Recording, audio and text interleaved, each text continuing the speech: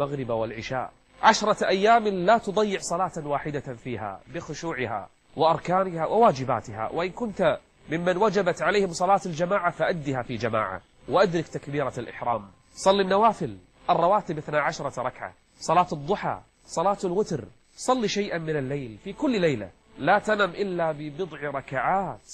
والله ما من أيام تصلي فيها قيام الليل مثل هذه الأيام، ما من أيام تصلي فيها الضحى مثل هذه الأيام، ما من أيام تصلي فيها الوتر مثل هذه الأيام. احرص على الصلاة واجباتها وسننها. 2، ما رأيك أن تصوم ال9 كلها؟ شوف ما قلت ال10، لأن اليوم العاشر يوم العيد ينهى عن الصيام فيه، فإن كنت حاجا جاز لك ال8، ومن صام يوما في سبيل الله بعد الله بينه وبين النار 70 خريفا. وهذه الأيام النهار فيها قصير، وما يشعر الإنسان ربما فينا لا بجوع ولا عطش. صيام هذه الأيام لا كغيرها من الأيام، فاحرص على الصوم